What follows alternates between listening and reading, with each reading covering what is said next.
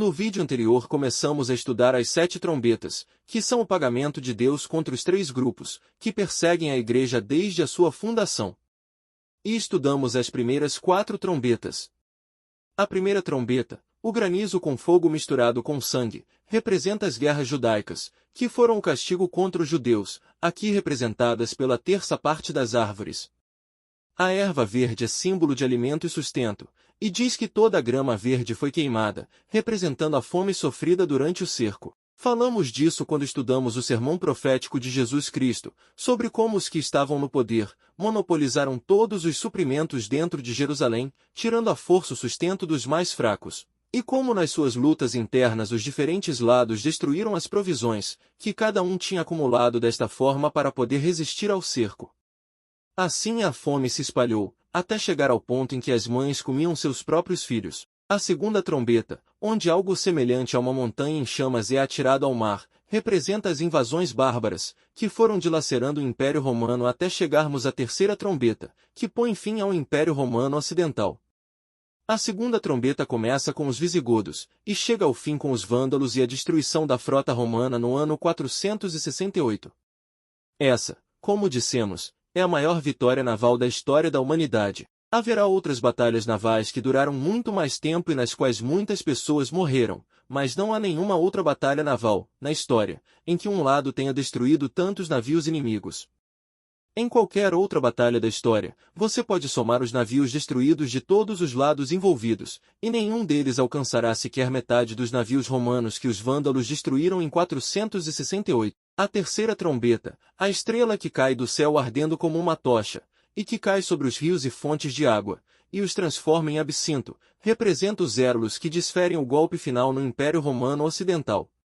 Mas a terceira trombeta também contém um significado espiritual, quando diz que a estrela do dia é como uma tocha, símbolo da verdade do Evangelho, e quando diz que as fontes de água, símbolo do Espírito Santo, de purificação e santificação, tornam-se absinto, que é o nome da estrela. Em outras palavras, a essência da estrela passou para a água. Interpretamos isto politicamente como o Império Romano Ocidental se tornando o reino eruliano, mas espiritualmente representa a propagação de falsas doutrinas, de modo que o que era chamado de cristianismo naquela época era muito diferente do que era o cristianismo 2 séculos antes. Tais falsas doutrinas prepararão o caminho para a quarta trombeta, na qual 1/3 do sol, da lua e das estrelas são feridos, e 1/3 do dia e da noite são escurecidos, o que representa as trevas espirituais, deste período em que o anticristo adquire o seu domínio. A terça parte é continuamente mencionada como uma referência aos 3 grupos que recebem os castigos apresentados nas 7 trombetas. O primeiro é o castigo contra os judeus, o segundo e o terceiro são os castigos contra os romanos e o quarto em diante são os castigos contra a igreja apóstata. Os castigos são proporcionais ao mal causado, por isso os judeus só recebem o castigo de uma trombeta, os romanos recebem o castigo de 2 trombetas, e os apóstatas do tempo do anticristo recebem o castigo de 3 trombetas, enquanto a última trombeta é reservada para os apóstatas do tempo do fim, quando o anticristo ressuscitar. Neste vídeo abordaremos a quinta e a sexta trombeta, que são os 2 primeiros ais. Outra coisa importante que notamos ao estudar as trombetas, é como os castigos que elas trazem parecem vir do céu para todos, e no final da quarta trombeta um estranho mensageiro aparece no meio do céu.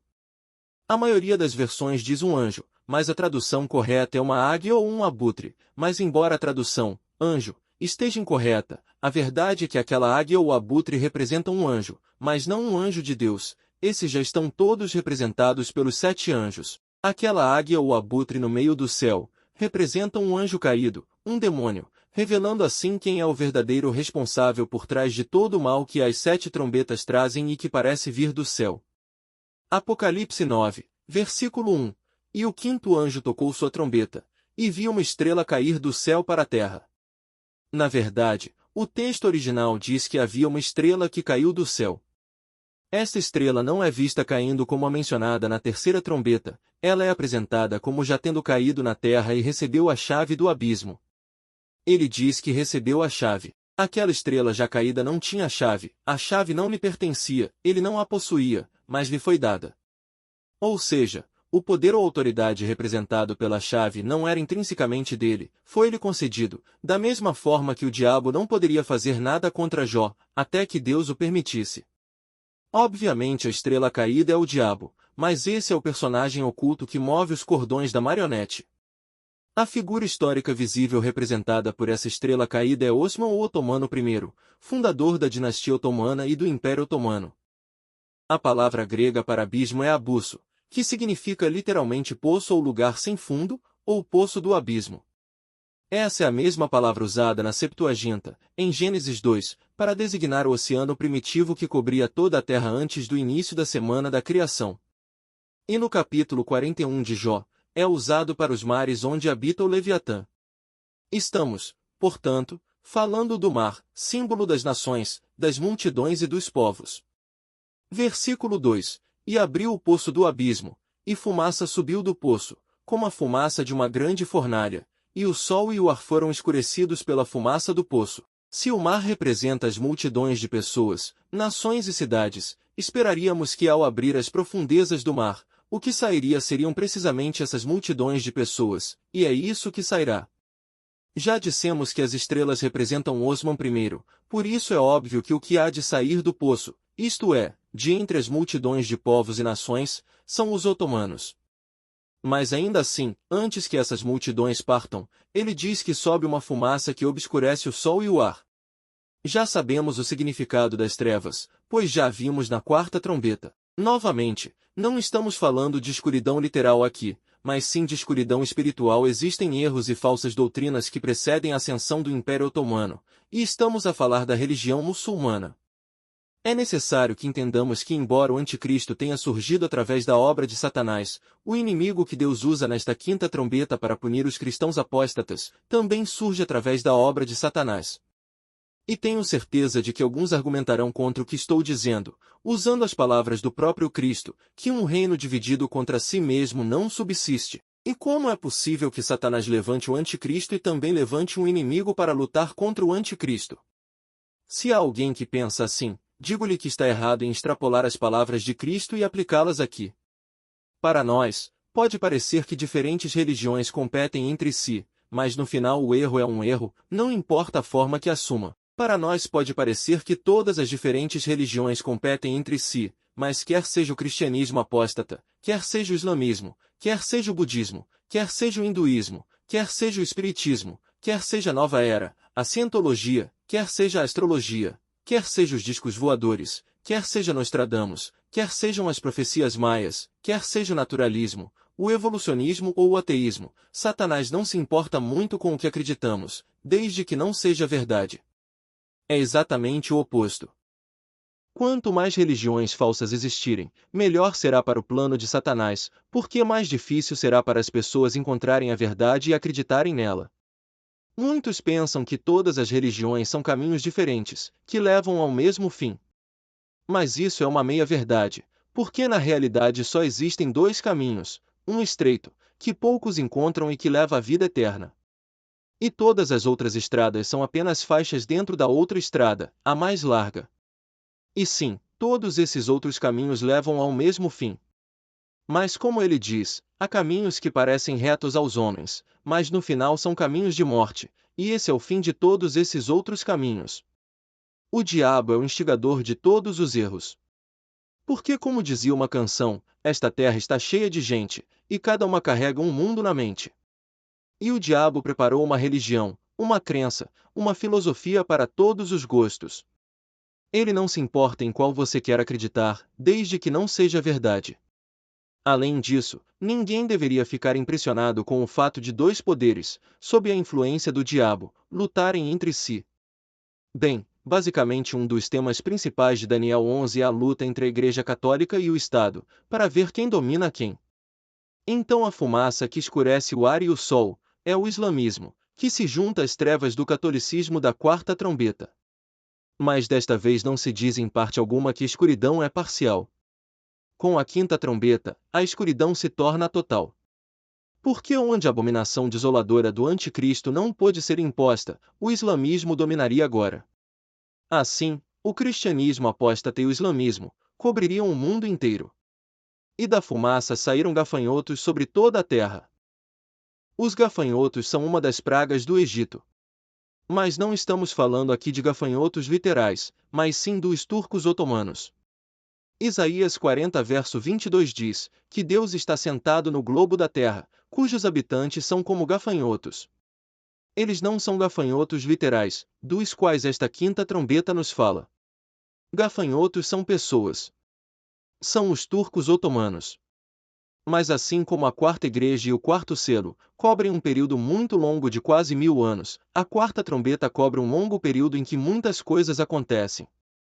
Antes de chegar à quinta trombeta, há muita história entre o ano 538 e o aparecimento dos otomanos, mas as profecias referentes a este período concentrarão-se em torno da figura do Anticristo. Nada é dito nas profecias sobre o islamismo, até esta quinta trombeta. Mas o islamismo é muito anterior aos otomanos. É por isso que a quinta trombeta nos fala primeiro sobre a fumaça que escurece o sol e o ar, que representa o islamismo, e depois nos fala sobre os gafanhotos que representam os turcos otomanos. Portanto, para ter um contexto do que estava acontecendo na parte oriental do mar Mediterrâneo, enquanto o anticristo alcançava o seu domínio no oeste, tentarei fazer um rápido resumo. No ano 613, Maomé começou a pregar o islamismo, e na altura da sua morte já tinha unificado toda a Península Arábica.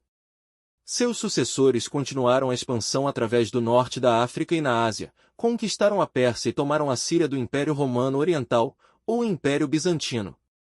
E no Ocidente, expandiram-se até ocupar quase toda a Península Ibérica, onde os muçulmanos dominaram durante 8 séculos. Embora os árabes tenham se expandido rapidamente, no sentido de atacar o que restava do Império Romano, ou seja, o Império Bizantino, a verdade é que após a conquista da Síria, da Palestina e do Levante, os árabes começaram a lutar entre si, dando uma pausa ao Império Bizantino.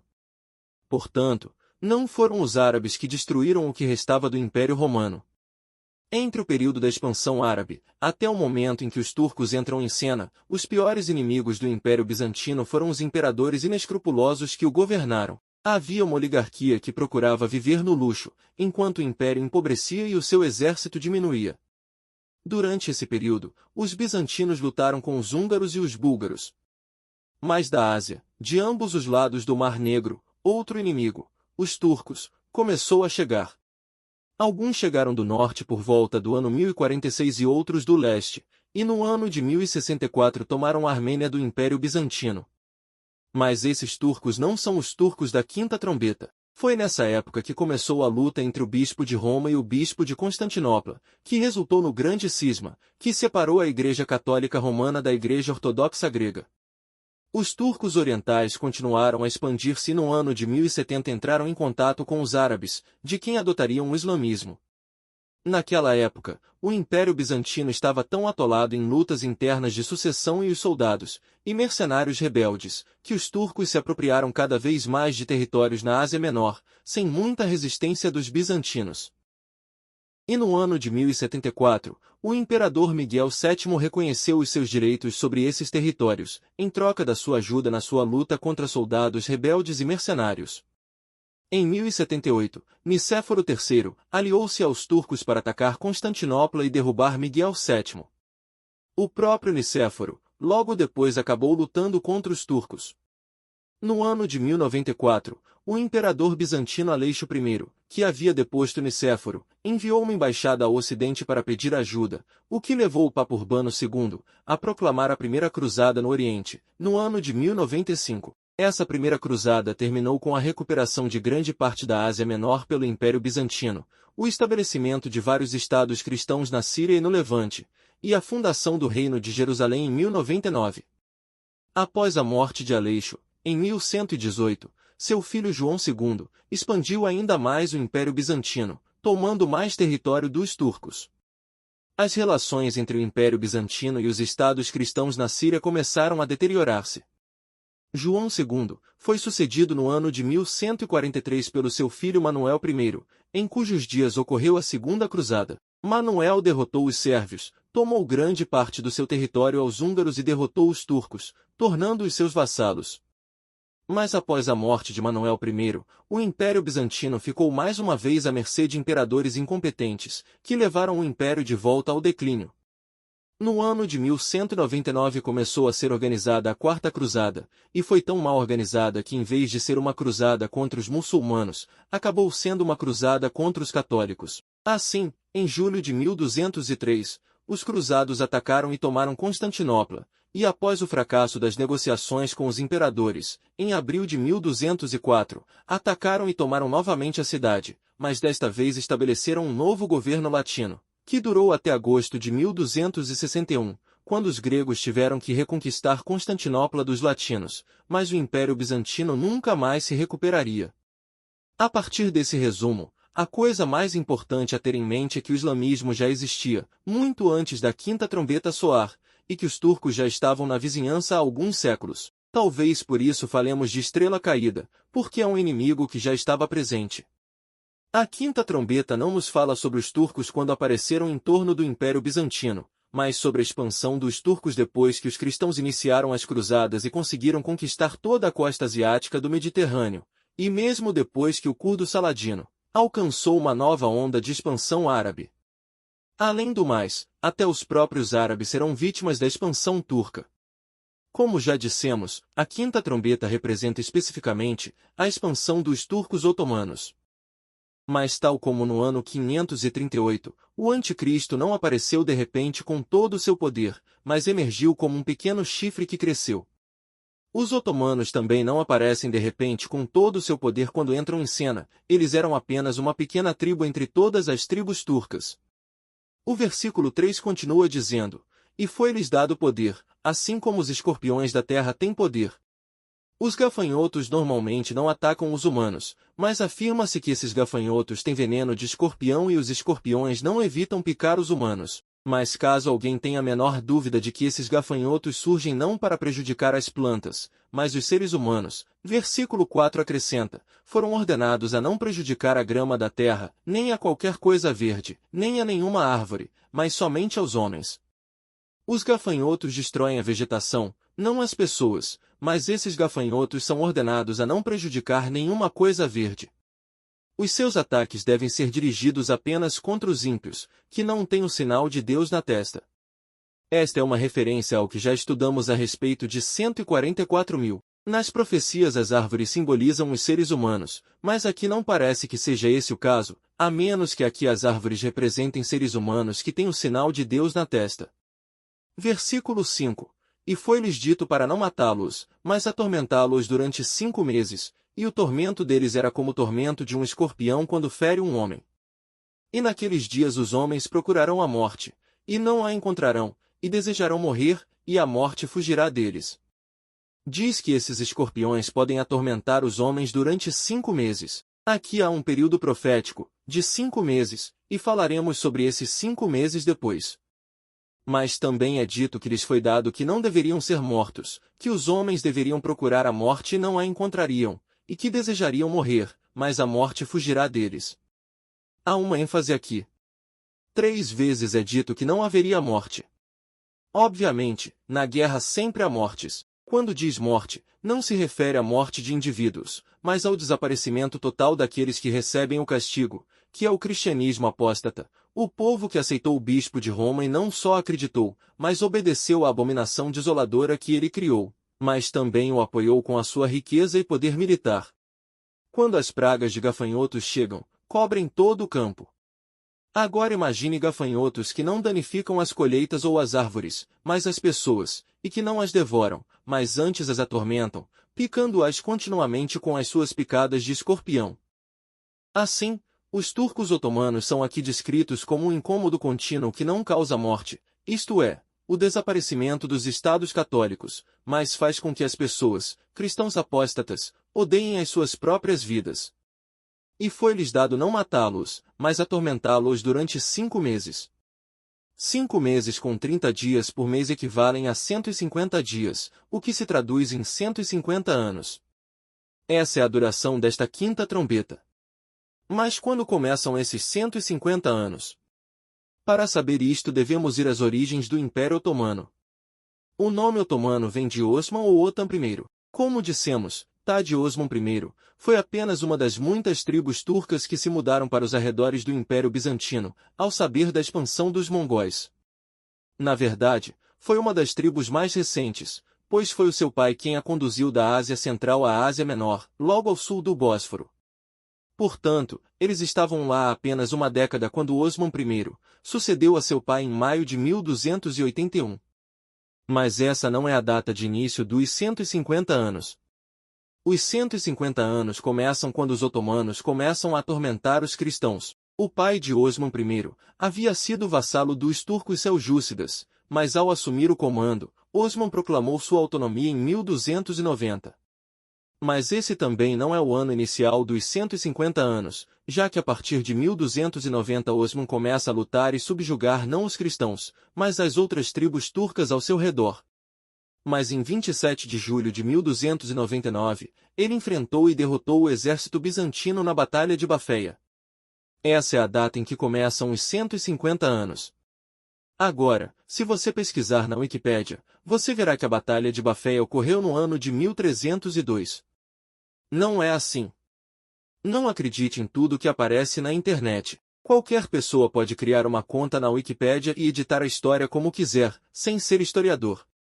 Tomamos como referência a obra de 1776, A História do Declínio e Queda do Império Romano, escrita pelo historiador Edward Gibbon, que foi historiador.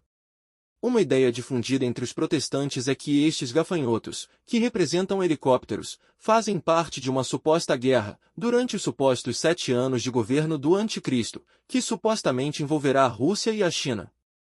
Por que dizem que representam helicópteros? Bem, porque em sua imaginação os escorpiões com asas de gafanhotos lembram helicópteros. E como a Rússia e a China são frequentemente as notícias do dia nesta altura, muitos aceitam qualquer interpretação profética que as inclua. A Bíblia não tem nada a dizer que se refira especificamente à Rússia ou à China. E os gafanhotos da quinta trombeta não serão os helicópteros do futuro, mas as cavalarias turcomanas dos exércitos otomanos. Agora, se 1299 é o ponto de partida dos 150 anos proféticos, então os 150 anos devem levar-nos a 1449.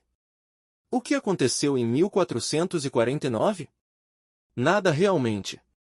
Bem, muita coisa aconteceu em 1449.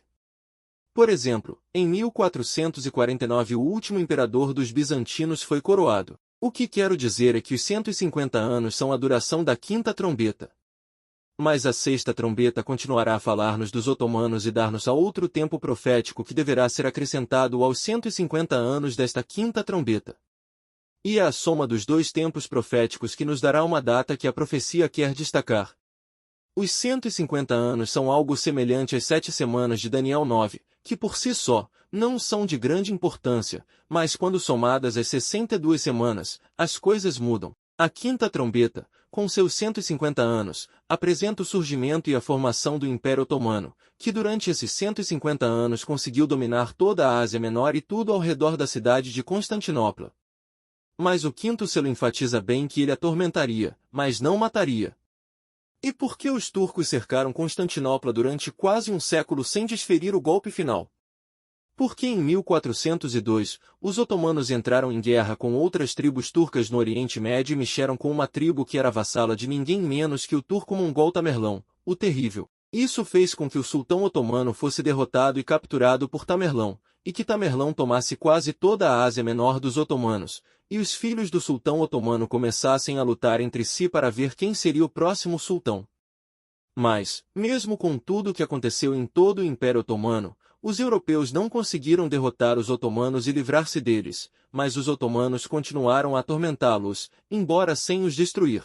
Antes que os 150 anos da quinta trombeta terminem, os otomanos terão um novo sultão, vão se reorganizar, vão reconquistar tudo que Tamerlão lhes tirou, vão expandir-se para a Europa, até ao Danúbio, encurralando os sérvios num canto, empurrando os romanos para outro e batendo as portas do Império Húngaro.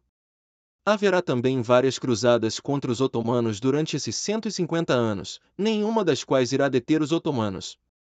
Se não fosse o aparecimento de Tamerlão e as guerras internas, nada teria detido os otomanos. Mas, como já havia sido previsto, os gafanhotos atormentariam, mas não matariam. Versículo 7. E a aparência dos gafanhotos eram semelhantes aos cavalos preparados para a guerra. Nesta aparência esconde-se a verdadeira natureza destes gafanhotos. Como dissemos, são a cavalaria otomana preparada para a guerra. E em suas cabeças eles tinham coroas como ouro. A palavra que se traduz como coroas é Stéfanos, que são as coroas da vitória. Cristo e os redimidos têm coroas de ouro. Mas estes gafanhotos, primeiro, não têm coroas, mas sim algo que se parece com coroas, e segundo, não são feitos de ouro, são semelhantes ao ouro. Portanto, a vitória que estes gafanhotos obtêm não é o mesmo tipo de vitória de Cristo e dos redimidos. Não é uma vitória espiritual sobre o pecado que confere vida eterna. É uma vitória temporária. É o tipo de vitória que ao vencedor se concedem coisas materiais, não espirituais. Continua dizendo no versículo 7, e seus rostos eram como rostos de homens. Os instrumentos deste castigo são os seres humanos, e não algumas criaturas fantásticas, parte gafanhotos, parte cavalo, parte escorpião, parte homem, parte leão, que literalmente virão a este planeta para atormentar os seres humanos. São homens montados em cavalos que vêm em enormes exércitos, semelhantes a enxames de gafanhotos, mas ao contrário dos gafanhotos, não vêm para prejudicar a vegetação, mas sim as pessoas.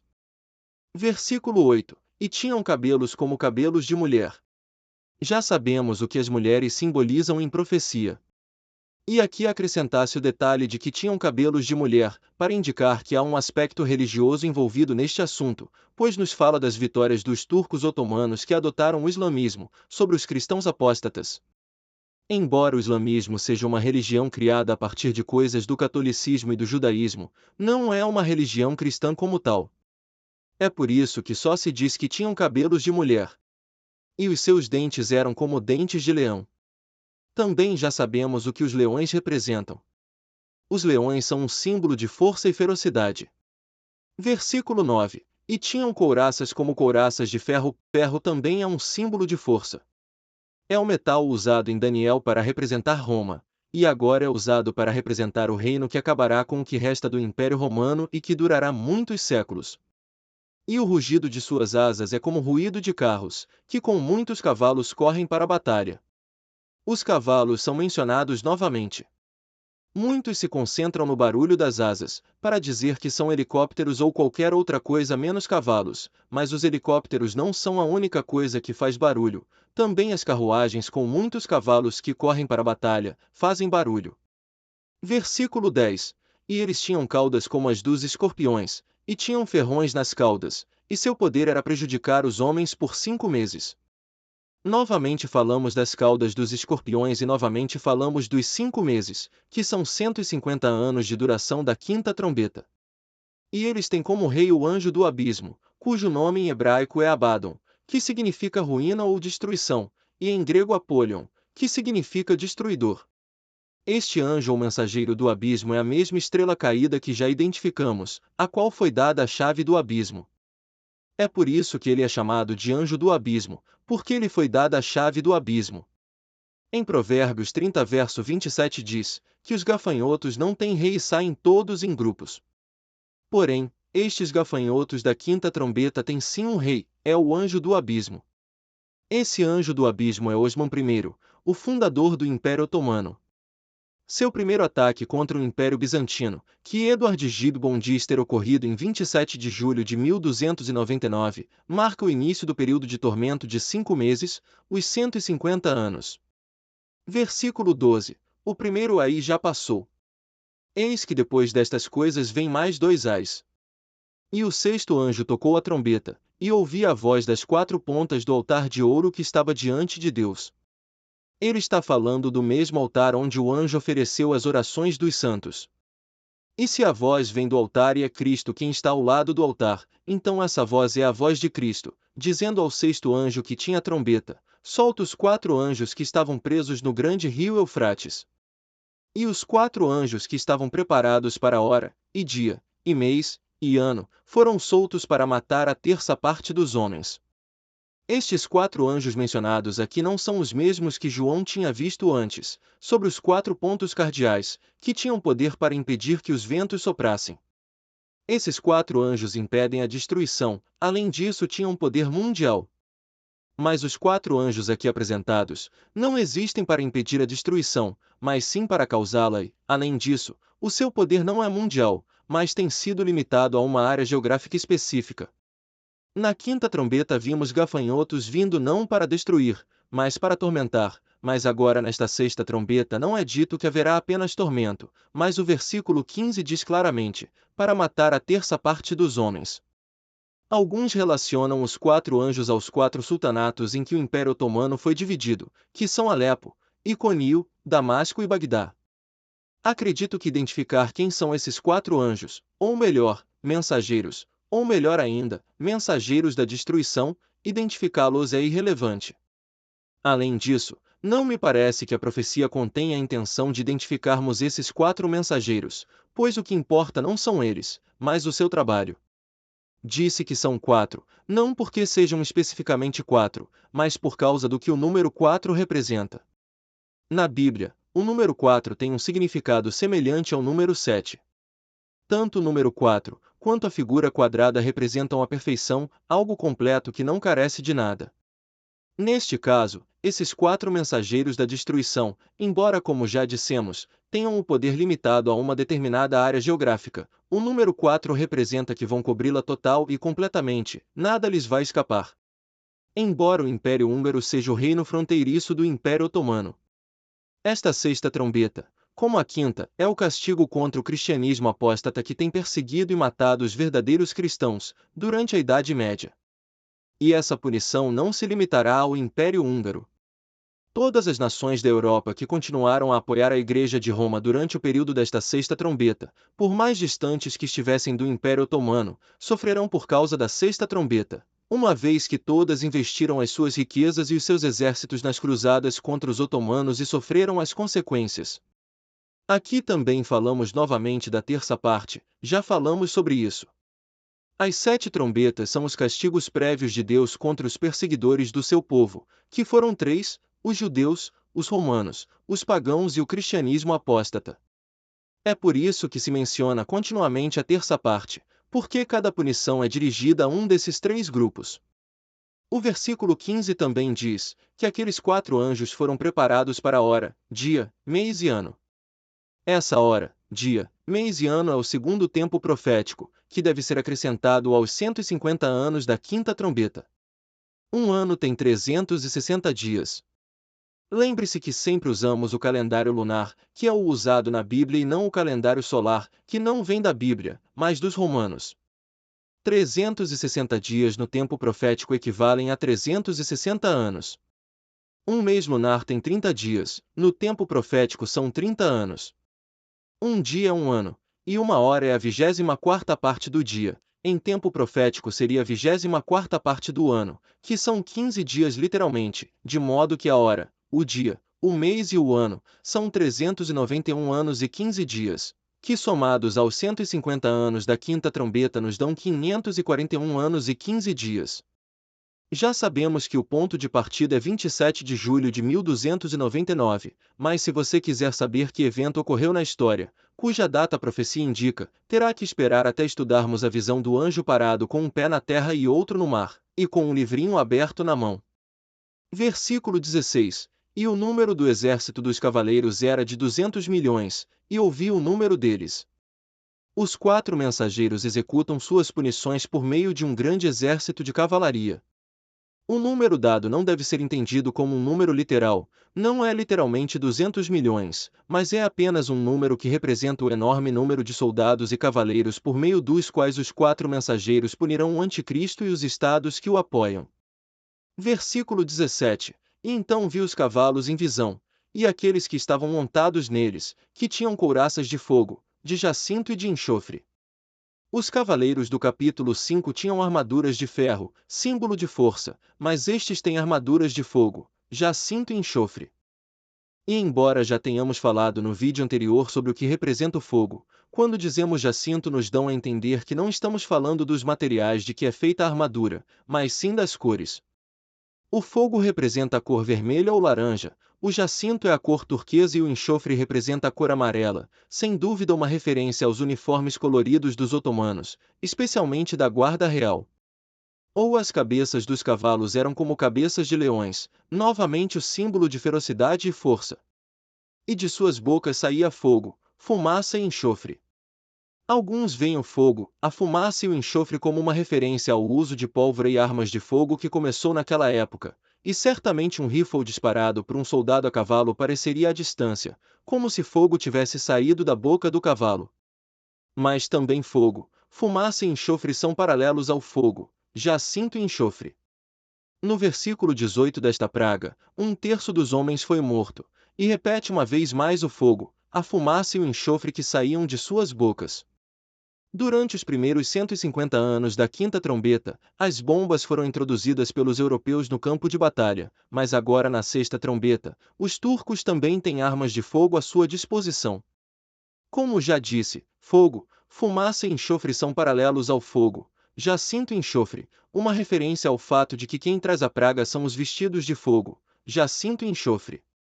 E o fogo, a fumaça e o enxofre são, por sua vez, a praga que mata 1/3 dos homens. Essa praga que mata 1/3 dos homens é, com efeito, a pólvora, o fogo, a fumaça e o enxofre, o fogo da explosão, a fumaça que a explosão produz e o enxofre, que se refere ao cheiro da pólvora. Versículo 19.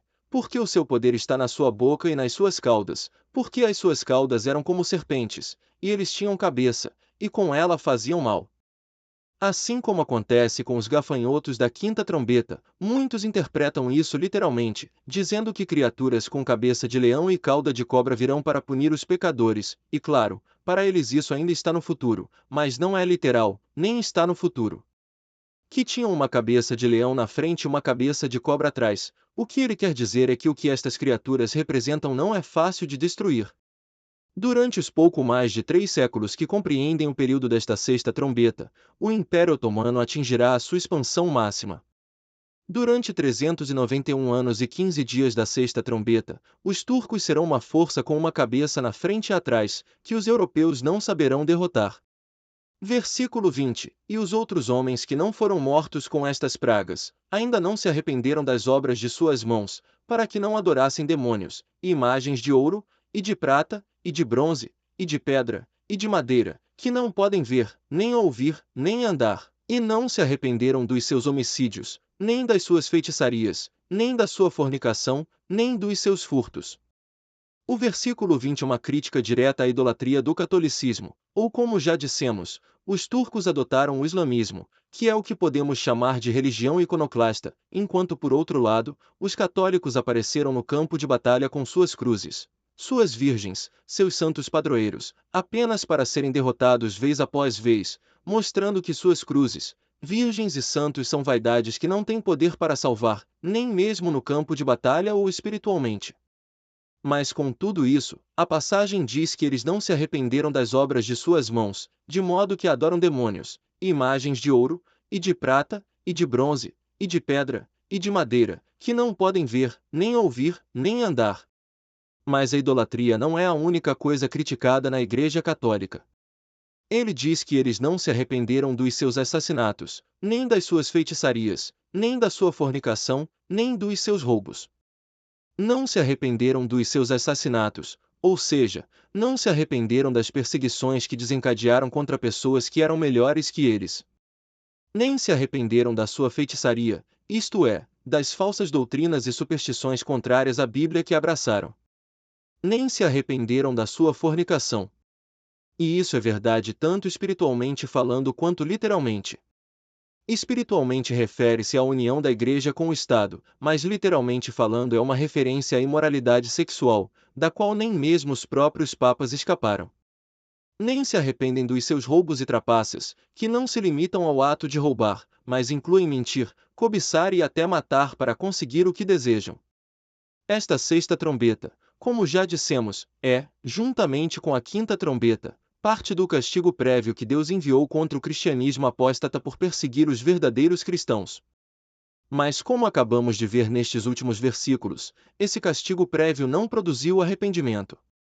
É por isso que existe uma sétima trombeta, porque assim como foi dito aos mártires do quinto selo que haveria mais mártires, da mesma forma haverá mais cristãos apóstatas que os perseguirão.